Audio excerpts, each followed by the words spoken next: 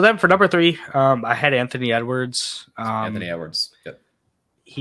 I'm gonna simplify this. I'm gonna look right at the camera and I'm gonna simplify this. He's a dog. That's all it is. He is a dog. He's just ultra competitive, tough shot maker, can get hot quick, and it's a bad night for you if the shot's falling. And he just seems like he's built for the moment. Like playoffs this year, amazing. He was the Nuggets' toughest guard. The Timberwolves Bruce Brown said so. Series. Yeah. Bruce Brown said Anthony Edwards gave us more trouble than anyone else did. It's true. And that is a huge thing. And what do you average? Like 32? 32 points per game. And I'm saying it right now. If the Wolves would have beat the Lakers, they would have probably they had a chance to go to the Western Conference Finals if they beat the Lakers. And it's literally sorry, Jaden McDaniels and all of you, but punching the wall and getting in a fight in the locker room and stuff you cost your team. Don't remind me. You cost your team a potential deep playoff run. You do that in November, maybe. You don't ever do that, but if there's ever a time to do that, you do that in November. Yes. You don't do it in a play-in game. I'll let you. Let's let Ryan push his prop for Anthony Edwards, and then before we move on. Minnesota Timberwolves. What a team. Yeah, I know it's gonna sound crazy, but Anthony Edwards, the cloth that he's cut from is up there with some of the greatest players of all time. I don't want to say Michael Jordan, but wink, wink. I'm just gonna get out. I need to get out there just because I have agendas to push, and that's one of them. But Anthony Edwards, what he showed this season was just phenomenal. It's very common for players who are on the path to stardom to take a great leap in their third season. We see it all the time, but Anthony Edwards, he exceeded my expectations this season, and I expected a lot from him. When Karl-Anthony Towns went down early in the season in November,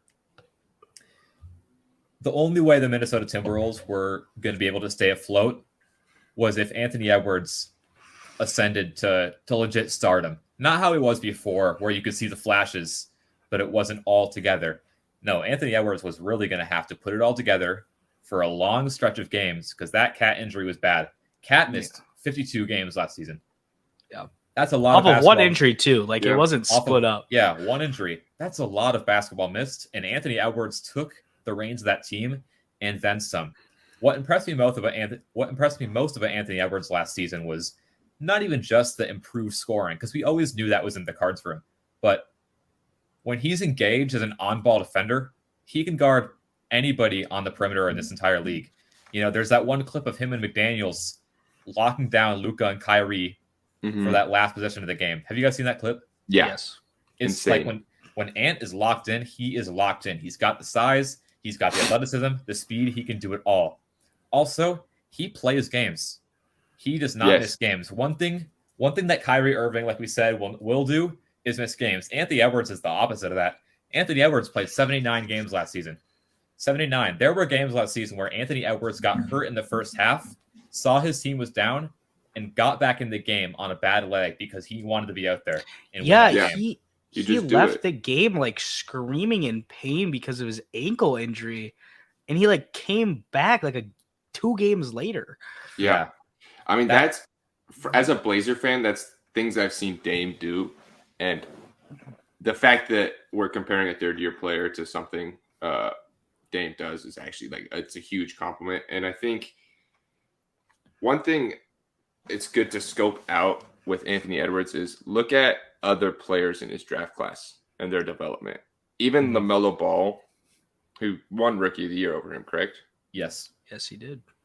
You have to look at the development difference and just how Anthony Edwards has completely separated himself from almost a majority of people's third years, just in general. And also that development was not given to him. No, they did not want to give him the touches. He went out there and he said, I don't care. I'm taking the ball and I'm gonna hoop. Karl-Anthony Towns has been was very, very at the forefront of the Wolves' plan as the number one option of the future. And Anthony Edwards said, I don't care. I'm doing my thing. We're gonna go. Wasn't I can't remember exactly, but Ryan, wasn't it an issue in kind of the beginning of the year where Anthony Edwards wasn't super like locked in, and that was at the very beginning of the year, right? And do you think part of that might have been the role thing and a little bit of the clash? So what I'd attribute to that last year was, it's true, before Cat went down and Ant was playing like beside him, Anthony Edwards didn't play that great. First of all, he came into the season a little bit out of shape to start off with. I think that definitely hindered a lot of his athleticism and quickness, and also, it was definitely pretty apparent that there were some immediate fit issues with the team last year. Trying to incorporate Rudy Gobert into the team with Cat, with Anthony Edwards, with D'Angelo Russell, who also posed a lot of problems. I don't think he helps anyone on the team really. As far as on the court, but again, once Cat went down, Anthony Edwards really, really stepped up, and also Anthony Edwards as a leader, as a voice in the locker room. He's already the leader of that team, and he's 21 years old. You watch his post game press conferences. He will never pass up the opportunity to praise one of his teammates when he gets the opportunity to. And that's ultimately why I say Anthony Edwards is cut from the same cloth as guys like Kobe Bryant, Michael Jordan, even though obviously it's a stretch because the likelihood of him reaching those heights are just they're so far. But I think there's a bit of truth to that. And no, I agree. And I'm from an outside perspective, I honestly think even though has a young career, he's one of the better leaders in the NBA right now. I'll say that right now. He's one of the few NBA players that's not afraid to take accountability. No. And you see a lot of these talented guys actually have some fragileness around accountability, or like when they get critiqued by the media, which is like fair. I get not wanting to hear a non-basketball player talk about basketball. Yeah. But Anthony Edwards will just take it and be like, yeah, I was bad tonight. Or like, yeah, I agree.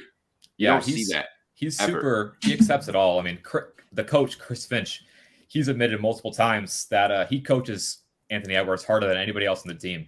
And Ant takes it super well. And he reminds me of how Giannis was when he was starting to rise up. Like in 2015, 2016, 2017-ish, like 2016 to 2017 to 18 Giannis, where it was the rise to all-star and he was very vocal, and he became very vocal, and he became very prominent. And especially with that team, like I think it was a very similar thing where it was like we had Jabari on the team as well before he had all the injuries, and it was like the franchise wanted to go with him, but Giannis was like, no, I'm going to be that guy.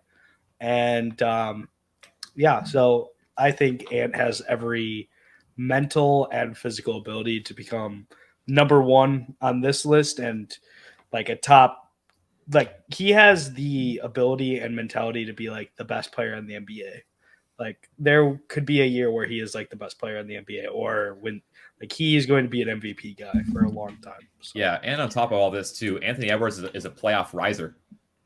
He gets better in the playoffs. We've seen it 2 straight years where he gave Memphis the work, he gave Denver the work. It's I could go on about him all day, but before we wrap it up with him, Anthony Edwards does have some negatives to his game. Obviously, he's still a young player. He suffers from a lot of the young player tendencies. He's not always super engaged off the ball defensively. The Timberwolves were 5-10 against the worst 5 teams in the NBA last year, and a lot of that was because I think that Anthony Edwards has a lot. He doesn't have a lot because he's super mature, super professional guy, but I do think he has some maturing left to go. Especially with some of the off the court stuff. With some of the off the court stuff, and then really there was only that one incident, but still, which was a big incident. Big incident. It happens, and also, you've got to win against the bad teams. You've got to remain engaged off ball defensively, and also, I think the next step for him is going to be a playmaking step. We saw last year, even after like 65, 70 games, he never really developed that good of a chemistry with Rudy Gobert off the pick and roll. It was a hope that Rudy Gobert's screen setting and his rolling into the basket would open up a lot for Anthony Edwards' game. And I think the screen setting definitely did help him get open, but Anthony Edwards, he can't throw lobs. And if he's not comfortable playmaking in the pick and roll. Not at all. And if you want to be a good team on a team with Rudy Gobert, he's got to learn how to figure out how to play with Rudy Gobert in the pick and roll, how to get guys open, how to facilitate a little bit more, and how to get guys open. I think that's the next step for him. Yeah. I say the last quick thing about that is I think next year you'll really see if that development is going to come because they're going to have the full season all together. They'll be more comfortable with the lineup. They understand both the bench and starting pieces and how what roles that they can strive in. So, yeah. Number 2, I had Donovan Mitchell.